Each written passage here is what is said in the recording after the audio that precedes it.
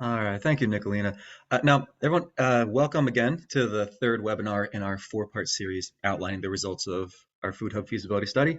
As Nicolina mentioned, my name is Matt Keene. I'm a registered dietitian. I am the Local Foods Program Manager here at Cornell Cooperative Extension in Saratoga County. Now, I'd like to revisit this slide from a previous presentation.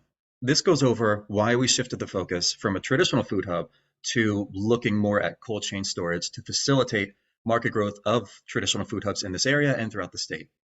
We made this shift because the population in the delivery area would not support two traditional food hubs. Now, in the first webinar, we covered the proof of concept food hub and expanding the K-12 market. In the second webinar, we covered food access and began to look at how that could be incorporated into the business model of this system. Today, we'll be covering logistics, markets, and the direct and ripple effects of local food systems on emissions. The previous two webinars dug deep into specific issues. Today, we'll be looking at a more broad view and we'll begin to put these pieces together. So we'll be covering a lot of ground and I'll be happy to answer any questions at the end. As I mentioned, we made this shift. And in making this shift to looking at the cold chain instead of a traditional food hub, we entertained a few ideas. And we landed on a modular cold chain storage system used for the aggregation and staging of food. The details of that specific system is what we'll go over next week. Now, this could be used for staging food from one area for use or cross-docking in another area. The first step of looking at this, of trying to figure this out, was to gather routing data from existing food hubs to see where these routes overlapped. Now, in this graphic here, this orange shaded area is the delivery area of one food hub. This green shaded area is the delivery area of another. And then this red line coming down here is the delivery route of a third. This blue line coming here is the delivery route of a fourth. And as you can see, these four routes overlap in this corridor between Schuylerville and Saratoga Springs. And because of that, this corridor is an ideal location for staging food to be delivered within local food hubs delivery area and for other food hubs to pick up to be shipped around the state. Now, these four food hubs service almost the entirety of upstate New York, upstate being essentially anything north of the city. And if you go about 30 or 40 minutes south of Saratoga Springs, this is I-87. If you go about 30 or 40 minutes south, you hit Albany, which is where I-87 meets up with I-90. I-90 goes east-west across the entire state as well. So this is, again, a staging point for things to move east-west and north-south throughout the entire state. Now, in looking at this, we believe this idea can work, but it's dependent on a higher volume of food moving through the area. And looking at the success of that depends on these three major areas that we'll cover today. The first is food hub cooperation.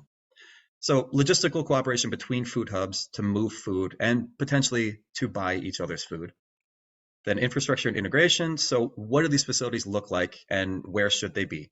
We just went over a sample of that process for the Saratoga County area, but we'll also be looking at how this could potentially work throughout the state as well. And then what do the markets and market potential in these areas look like and strategies for expanding those markets? The logistical cooperation of the food hubs is what I want to touch on first. And this happens through kind of a spoken hub model. And there are multiple methods to do this that can all happen simultaneously. But just to illustrate what this looks like, this is a graph taken from a study that we found while we were doing our research. And so here we have Hub 1 and Hub 2. Let's just say Hub 1 buys food from Hub 2. Hub 2 either delivers or Hub 1 picks it up, depending on the agreement that they have. And then Hub 1 delivers to these different customer zones. Now, let's just say there's another hub up here, Hub 3.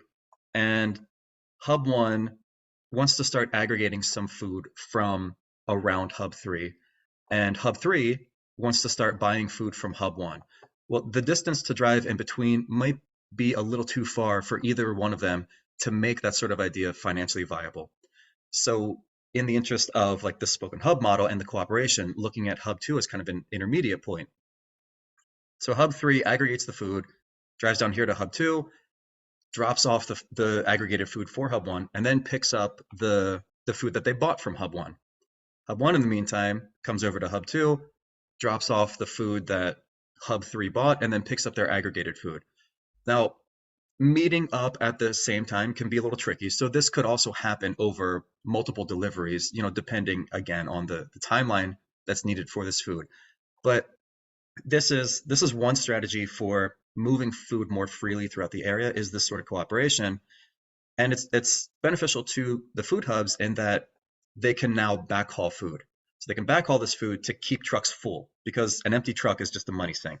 So when you're driving back, instead of having the truck empty, you can fill it with aggregated food that you then purchased from a separate area so that it's in a better financial interest of the food hubs considered. One strategy for this sort of cooperation is the bidding process that we talked about for K-12.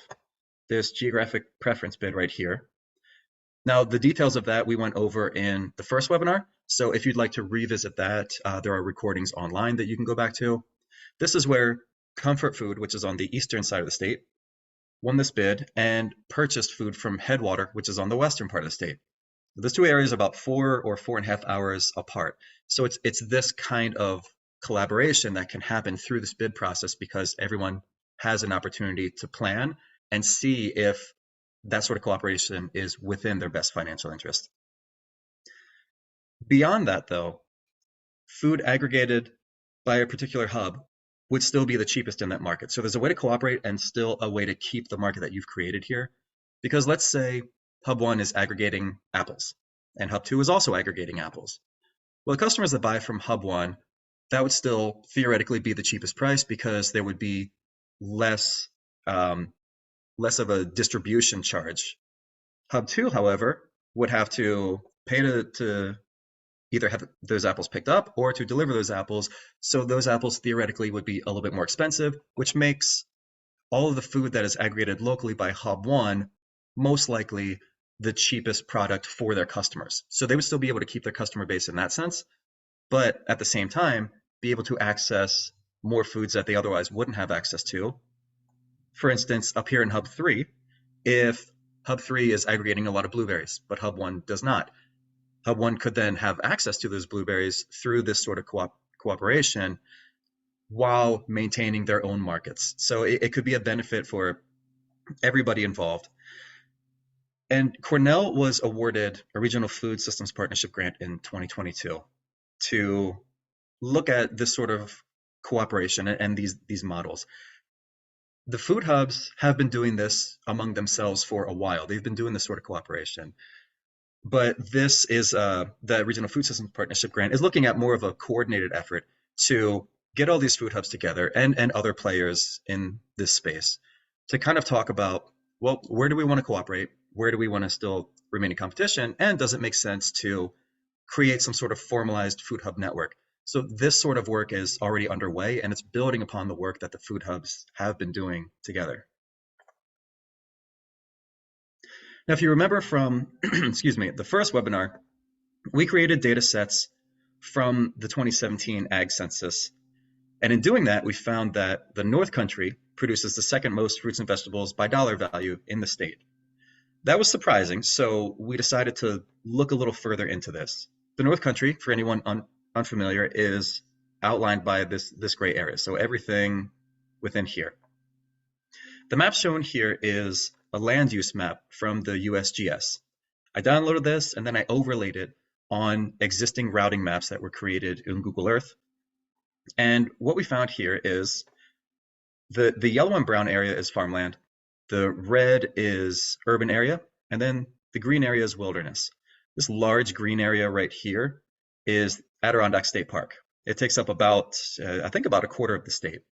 But what we noticed here is that the majority of the farmland within the North Country is pretty north. It's up along the Canadian border. And within the Adirondack State Park, there aren't interstates going out this direction or going along the border with Canada. What we have is we have I-87 that runs roughly along the eastern edge of the state. And then I believe it's I-84 over here, but there's another interstate that runs down through Watertown and then comes around the Great Lake here.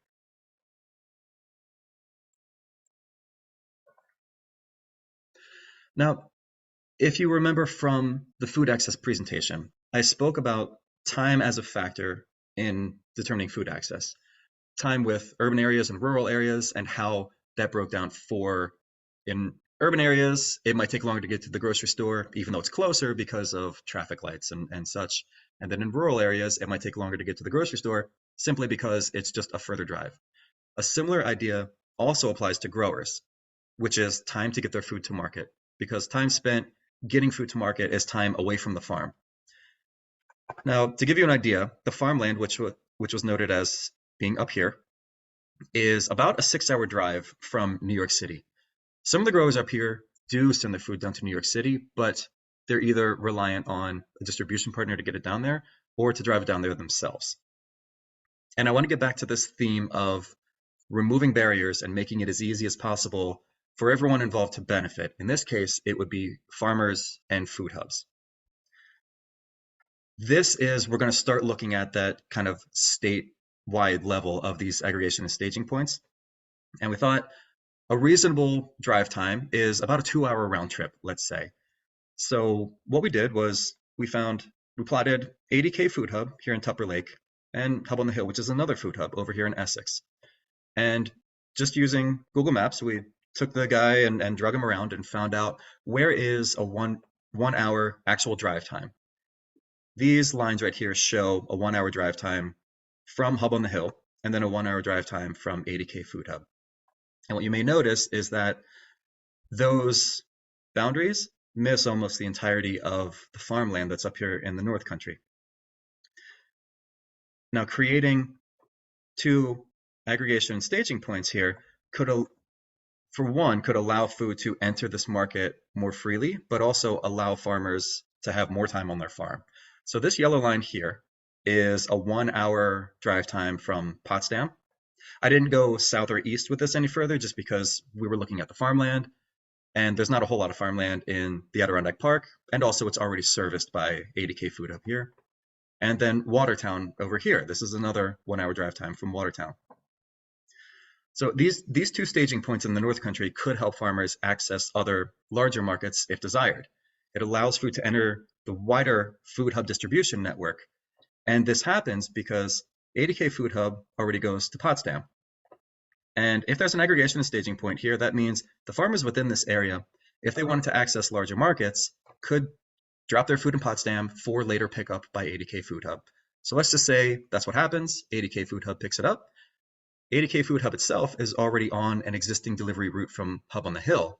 So there is no extra route to be made here. This could just be a pickup along the way. Hub on the Hill also goes south down to Albany, which again is where I-87 and I-90 meet up. And this could potentially be a way to start to aggregate more food from the North Country and funnel it south along the 87 corridor to then be distributed throughout the state if this is something that farmers would like to take advantage of. Now, this could expand the local food market from what's available locally to the entire state. But the price point of those foods is dependent on lower transportation costs. This sort of system could potentially provide those lower transportation costs and also a higher volume of foods moving through institutions and other markets. This could also make sourcing easier for food hubs and anyone else interested in buying local food. So if food hubs further south or food hubs further west wanted to take advantage of this area, which again grows the second most fruits and vegetables in the whole state, then this would be an easier and more cost-effective way for them to do so. Now, this is just based on geography. That's all this one is based on. So we're just looking at Watertown and Potsdam because they seem to be centralized locations to overlap this growing area.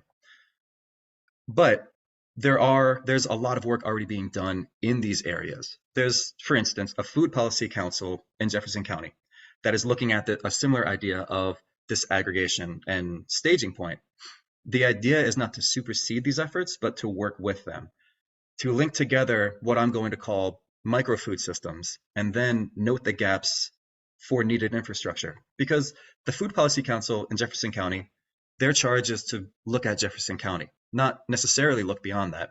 So it would take coordination to try to link up these different food systems and work with the people on the ground who are already doing this work to try to create this more efficient distribution system. This is part of what we wrote into the 2023 Regional Food Systems Partnership Grant is the idea of piloting this project to help solve these logistical efficiency issues while opening up larger institutional markets. We're still waiting to hear back on that award, but we're hopeful that that will go through. Another option for infrastructure placement is SUNY campuses. For anyone unfamiliar, SUNY is the State University of New York, and they have 64 campuses throughout the state. Now, this is not an either or type situation, but there could be multiple ways and multiple locations for these types of aggregation and staging points. And the one benefit about SUNY is that almost every campus has a food pantry on site. So in having this sort of aggregation site on a SUNY campus, the food pantry can gain better access to local foods. The land is already purchased, so there would be minimal money spent for that and minimal construction needed to integrate this onto campus. And it could provide an easier way to integrate local foods into the dining services on campus, since the food would already be going to the campus anyway. Now, outside of this, remember we talked about in the last webinar, the idea of rural grocery stores as a site for grocery store delivery. Doing that could also create greater access to for local foods in those low-income, low-access areas, while serving farmers and food hubs within that area by providing an aggregation point. Again, if that's something that the farmers wanted to take advantage of. So there are many different ways that we could try to figure out where to actually place these. And there's not any one way that it has to be done. There could be a couple SUNY campuses, a couple grocery stores, and then working with these food policy councils to say, you have one in your county, let's link that up with all these others. Now, this system that we're looking at is a modular storage system that can be fit to whatever the market size is.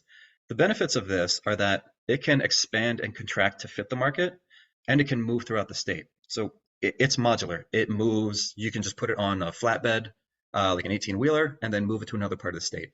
The benefit of this is that if a food hub needs to expand their space, but they don't necessarily they're not to the point where they need to rent a building or buy a building or build something new, they could lease these sorts of containers.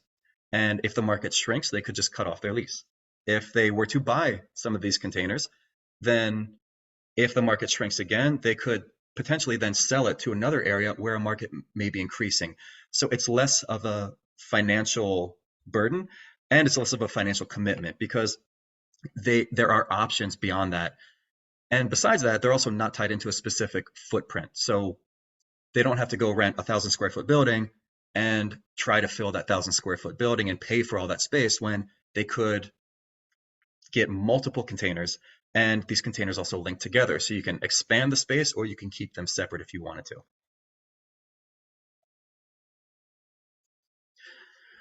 Next, onto market expansion. Market expansion also needs to happen in conjunction with this logistical coordination, because if there's no market there, food is just not going to move. And to recap what we went over in the first webinar with K-12, this dollar value right here, about 6.5 million, is all of the districts who applied for the 30% initiative in New York State. That's the dollar value that they spent on New York State foods in 2022. This dollar value, 97 million, is if every single district in New York State were to qualify, that's the dollar value that would have to be spent. Now, that's not going to happen for a variety of reasons. We'll probably never get to that 97 million mark and have everybody qualify, but this is just to show that there's a big gap between 6.5 million and 97 million. So there's a lot of room for expansion. And again, if you want to go back and look at the strategies that we spoke about in that first webinar, there's that recording there. The other thing we want to look at is utilizing existing markets that move large volumes of food, like the food banks. Now, this is a map of the food bank territory in New York State. This blue area is Regional Food Banks territory. They are located here in Albany. Nourish New York is a program that was put in place during the pandemic. And this was used because during the pandemic, restaurants closed, the markets for those local farmers dried up. Food was just rotting in the field, and what New York State said was, okay, we will provide money for the food banks to purchase local food to then send out to the food pantries because we're seeing higher volume of people going to the food pantries. So this was a market that was created by the state. This program has now been permanently put in the budget, and it's set at $50 million for the 23-24 fiscal year. Now, food banks are regional suppliers for food pantries. So you have regional food bank here in Albany, and then you have multiple food pantries that service the local communities throughout this area. Regional food bank has to get that food to those pantries. And every pantry within regional food bank's territory north of Albany is on an existing food hub route. So staging food for last mile delivery, similar to that proof of concept food hub, could help lower transportation costs for regional food bank through a sort of hybrid delivery system, which we'll be getting into next. Now, by overlaying these current and potential markets from different industries, we create this what I'm going to call a market cluster map. Now, this map over here does not include any grocery stores that are in low income, low access areas, but that's another layer that could be overlaid. Now, by doing this, we look for the overlap of institutions, food pantries, K-12, retail, and any other entity that would buy local foods that can all benefit from these deliveries. So this red outlined area, this red shaded area, these are the districts that qualified for the 30%. So you know you have a market there. These yellow pins are the food pantries throughout the area. And then these red ones are other institutions like Glens Falls Hospital, SUNY Empire State, a college, SUNY ADK up here. So the proposed modular cooler system structure could provide staging points that cover these multiple industries.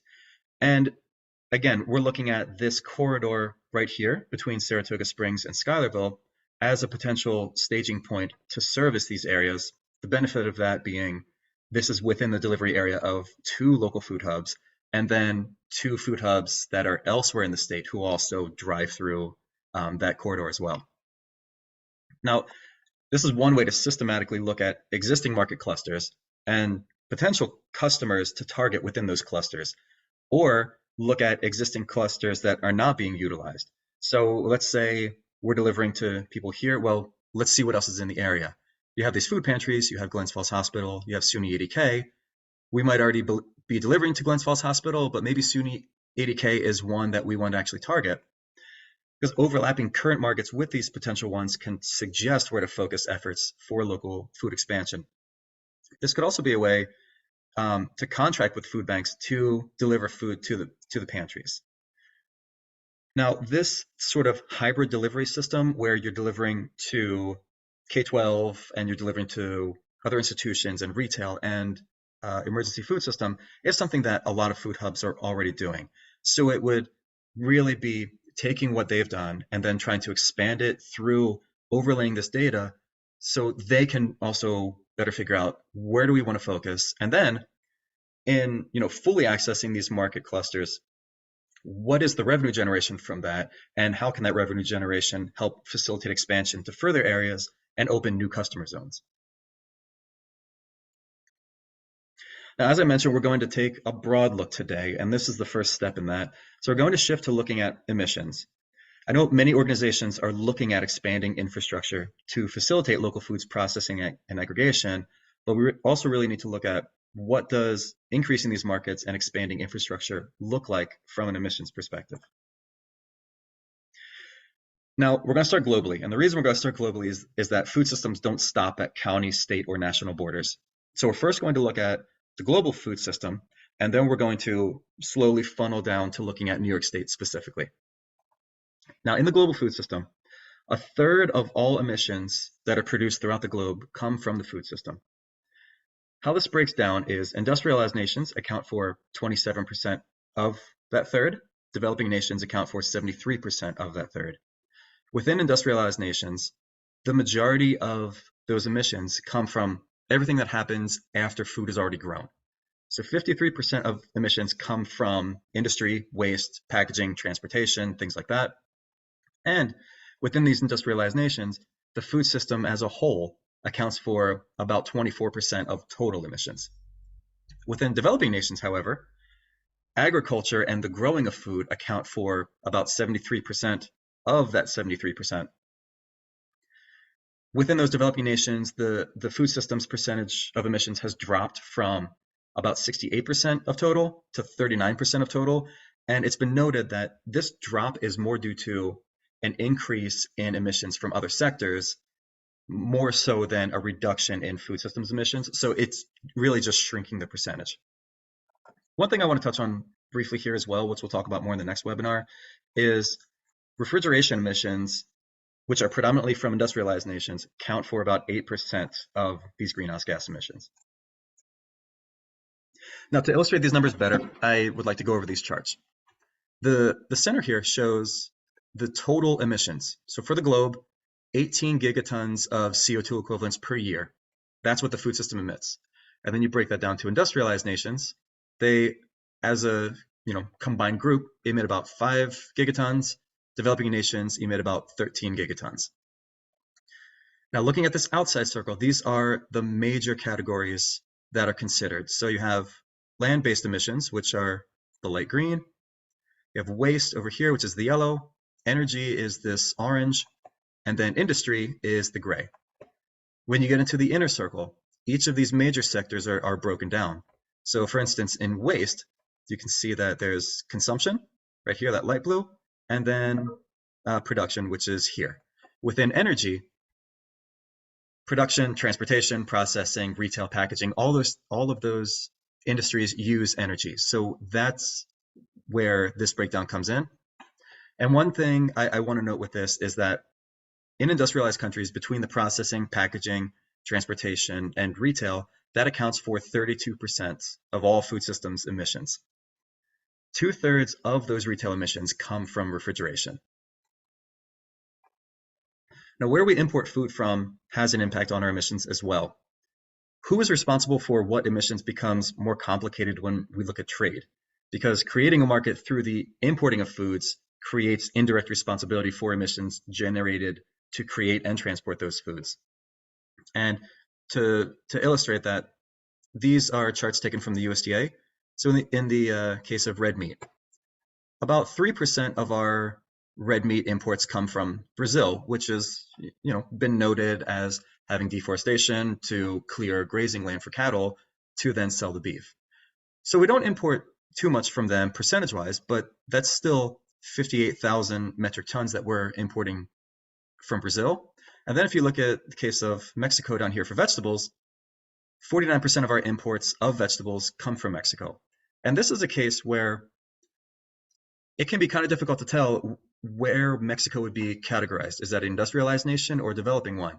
Without really digging into the emissions actually produced through the food system in Mexico, it can be kind of difficult to tell, and difficult to tell what those offsets would be. Now, the other part of this is that the USDA is the number 3 emitter in the world of greenhouse gases. Now, by making strides towards reducing emissions from the food system, we can have an outsized impact compared to most other countries. So there is a lot of potential for us to decrease those emissions, unfortunately, because our emissions are so high.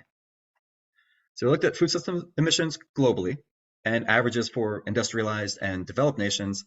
Now we're going to look at New York State specifically. The New York State DEC puts out a yearly report on statewide emissions. This report is broken up into categories. One of those categories is AFOLU. This is agriculture, forestry, and other land use. And looking at that report, it shows that agriculture accounts for 6.3% of total emissions from New York State. So from that previous slide where it showed 24% of emissions come from the food system, it looks like New York State is, doing pretty well. However, that's just agriculture. That does not take into account the entire food system. And the way in which this report breaks down their industries, it's impossible to really get a complete picture of that. For instance, the energy sector right here, energy covers electricity generation, on-road transportation, non-road transportation, on-site fuel use. There's a lot of things combined here. There's a lot of energy use that goes into the processing, transportation, and storage of food, as you saw in one of the previous slides. But for purposes of this study, for this report, all of that energy use is now tied up in the energy sector instead of being part of the food system. So it's kind of impossible to see exactly what the food system in New York State is emitting. And then if you look at things like, well, there's an industrial processes and product use category within this report as well. That only covers metals, minerals, electronics, and refrigerant manufacturing. So where food processing fits into this is also a bit of a question mark. But the thing I want to point out here is that despite 6.3% of emissions coming from agriculture, which sounds good on the surface, it still is growing. So you can see here the gray bar is 2022, and there has been some growth in emissions for manure management and animal feed from 2019 to 2022. This is from the USDA, or excuse me, the EPA. The EPA shows 9.4% of emissions on average come from agriculture. That's this red wedge right here. So then thinking about 6.3% coming from agriculture for New York State, looks like we're below the average, which is encouraging. But again, going back to the DEC's report for New York State, this blue area is energy. And 73% of that being from the energy sector, it's really difficult to kind of tease all of this out, especially considering that this blue area covers heating in buildings, like industrial buildings and residential buildings as well. So for New York State, let's look at where the electricity generation emissions actually come from. For electricity production, 46% of electricity production in New York State comes from natural gas. And then we have nuclear at 25%, renewables at 30%, and coal at 0%. The last coal plant in New York State closed in 2022. So this is where our energy is generated from. So if you consider nuclear a renewable energy, that's about 55% of our electricity generation comes from renewable sources. However, New York State uses more electricity than we actually generate. So we end up having to buy electricity from Canada and neighboring states. And without digging into how Canada and those neighboring states generate their electricity, again, it's kind of difficult to say the exact extent of New York State's emissions when it comes to electricity. This will be detailed a bit more in the next presentation as well. Next, I want to begin to discuss how all of this connects, how the interventions to the local food system that we discussed earlier can lower greenhouse gas emissions. As a refresher, that was increased logistical coordination and noted infrastructure build out among regional and micro food systems to decrease transportation costs and increase the market reach of local farmers, and developing markets for those growers to access by utilizing market clusters of overlapping industries like K-12, food service, institution, retail, and the emergency food system. There are two quotes that I'd like you to keep in mind as we go through this section. The first is from a Congressional Research Service report about COVID-19 and U.S. agriculture. And what they say is the domestic food supply has the ability to break down at any number of different points. The next one is from New York State's Food Supply Resiliency Report that was put out in 2022, and it says that farm-to-institution programs strengthen local supply chains and create opportunities for local farms. So creating these larger markets can create some more resiliency, which is one of the aspects that I want to go over in this section to illustrate the importance of local food systems. So we'll look at resiliency, agency, and emissions. For resiliency, with imports as high as they are, it leaves the food system open to volatility from conflicts, crop failure, climate events, and it can assist in natural resource destruction, kind of like we mentioned before with the clearing of the rainforest for cattle grazing land. To illustrate that, there was a study done about the war in Ukraine and commodity prices. And what they found was that from May of 2022, the price of corn rose 19%, and the price of wheat rose 27%. Now, these sorts of things are outside of our control. We can't control global crop failures. We can't control flooding and droughts and fires in anywhere around the globe, or locally either. And that's not to say that we need to start shifting all of our food purchasing to a local system, but over reliance on any one system can result in less resilience. You know, the idea of putting your eggs in one basket. And shifting more of this to the local system would then leave us with the sorts of issues that happened here as well, like the flooding that happened in Vermont that destroyed some cropland, and the hailstorms that happened in this area earlier in the year as well. We would be subject to that sort of volatility. So it's important to have both systems, but I think more of a focus could be made for local food systems to decrease those imports so you have less reliance on what is happening around the globe. And purchasing local foods can put that system back within our control, which brings me to agency. By increasing the amount of local foods staying within the local area, communities can have a greater say in how their food is grown, processed, packaged, and transported. The local population can have a voice in this process through rules and regulations regarding growing practices and by voting with their dollars. But agency doesn't solely come through those rules and regulations. It is also in the hands of the growers by creating a culture of growing practices that reflect the desires of the community. So it's a symbiotic relationship. Growers decide to do different new growing practices, which can create a market for customers, or customers would like to see different growing practices happen, which could create a reason for those practices to actually be adopted. Now, keep in mind that we also cannot control how other countries grow their food, nor the rules or regulations surrounding their system. So this is a way for customers to have a chance, a better chance of knowing who grows their food and how it was grown. Now, when I was working in Seattle, I oversaw the culinary and nutrition education department of a nonprofit out there. And one of the projects that I had one of our classes do was to go to the grocery store and to get a conventional piece of produce and then come back and tell me what country it was grown in, what farm it was grown at, the growing practices of that farm, and how it was transported here. This was meant to be an impossible task. Nobody was supposed to finish this, and nobody did.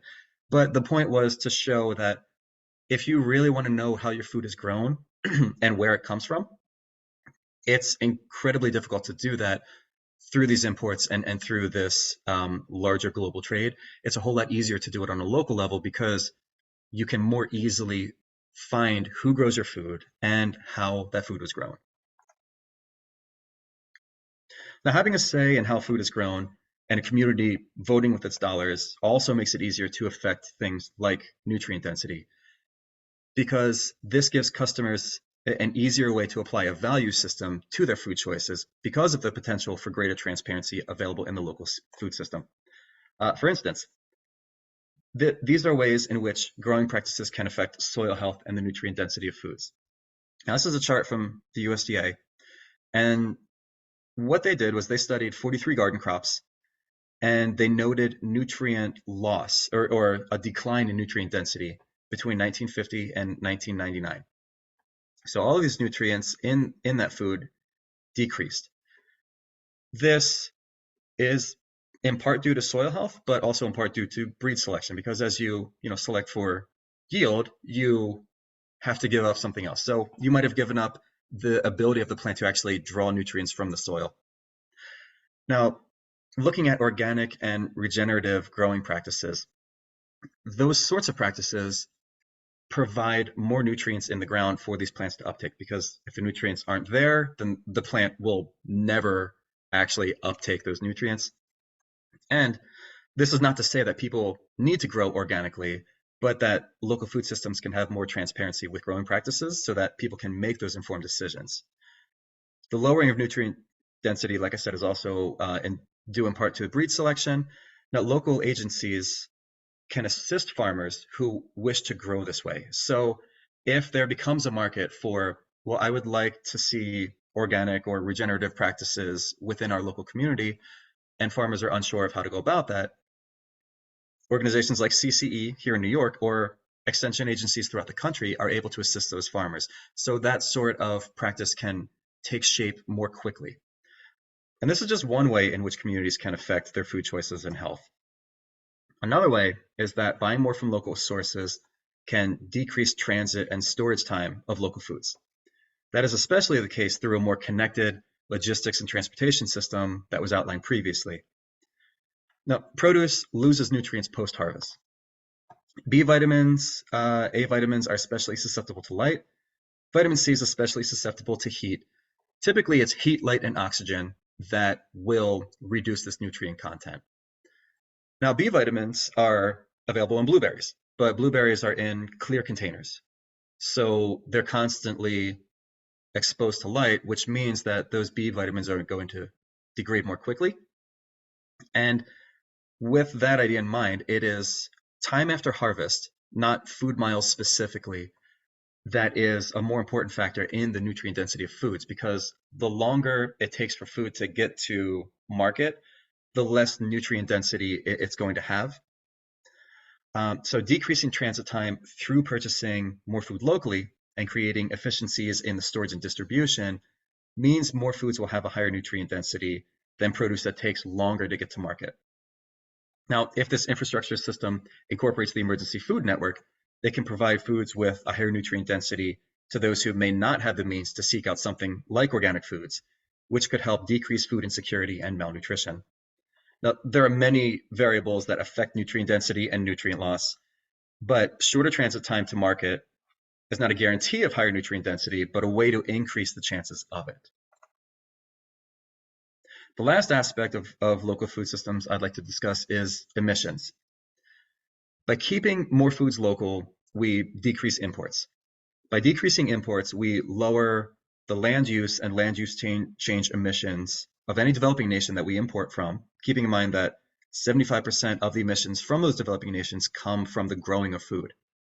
Now, this shifts the emissions to an industrialized nation, where the majority of emissions come from food after it has been grown. Now, if we decrease imports from another industrialized nation, let's say Canada, that could kind of look like a one-to-one, where you're just shifting emissions from Canada to the US. However, New York State is well positioned to mitigate those emissions through increased reliance on renewable energy to generate electricity. Transportation efficiencies, like those outlined through the coordination of aggregation and staging points, could also help reduce those emissions. Now, we may also be able to reduce emissions further with a greater focus on vacuum sealing instead of cold or frozen foods, which could reduce the reliance on the cold chain. And this is something that we will talk about a little bit more in the next webinar. But the idea here is that you use energy to vacuum seal food. Once that food is vacuum sealed, it does not require any more energy to get to the consumer. Once you freeze a food, or if you have a food that needs to be refrigerated, that food needs to stay under refrigeration through the entirety of the food chain until it is actually consumed. So it requires more energy just to be stored and moved from one place to another. Now, I said New York State is well positioned to mitigate those emissions, and that is due to their emissions goals. Their goal right now is to have 100% zero emissions by 2040 in the generation of electricity. Now, there are targets along the way, so it would decrease as we get closer to 2040. They're also looking at an 85% reduction in greenhouse gas emissions from 1990 levels by 2050, with, again, goals along the way. Now, electricity generation makes up 21% of total food systems emissions of industrialized nations. So there's a potential to grow more food, sell it locally, and decrease emissions of the food system locally and abroad. And the last thing I want to leave you with is that I know that many people are working in this space. And I'd just like to leave you with a thought that we have an opportunity to remake the local food system in a way that aligns with the goals of resiliency and sustainability, but it requires a multidisciplinary approach. This can all be done while maintaining a focus on market creation and the realistic finances of growers, food hubs, distributors, and institutional and retail customers. By creating these aggregation and staging points and linking together the already existing microfood systems, we can reduce reliance on imports. By having an increased reliance on the local food system and less reliance on imports, we can decrease the emissions of those countries we import from. By doing so, we shift the emissions of developing nations to New York State, where we do not emit as much greenhouse gas in the growing of food, and we shift the emissions of industrialized nations to New York State, where we have plans and goals for eliminating our electricity emissions. This can also create a more resilient food system by relying less heavily on imports that are subject to price fluctuations from global crises, and also positively affect the emergency food system and public health. Now, this only happens if there is a market for local growers to sell to, which means we must also look at utilizing market clusters to grow those markets and create larger markets for smaller growers through this increased aggregation, thereby not forcing them to get big or get out. Now, in the next webinar, we will look at the architectural and business plans for these modular storage solutions that can be utilized to facilitate the growth of local food systems. That is all I have for today, and I am happy to take your questions. Thank you, Matt. That's a lot of information, and you are able to get through it in an incredible amount of time. I do not have any questions in the chat currently, but if there is anyone here who is listening that would like to unmute themselves and have questions for Matt, please feel free to do so at this time, or you can put your questions in the chat and I can read those off. Like I said, I know this was we covered a lot of ground here, so hopefully there's some questions, but if they come up later, I will also be doing that 12 to 1, just kind of pop in whenever you feel like meeting tomorrow, if people have questions then as well. Oh. Yes, and we will be sending out that Zoom link for the Q&A tomorrow that will go on between 12 and 1 o'clock. So if you think of more questions or want to get depth in one portion of this, Matt can do so with you. Yep.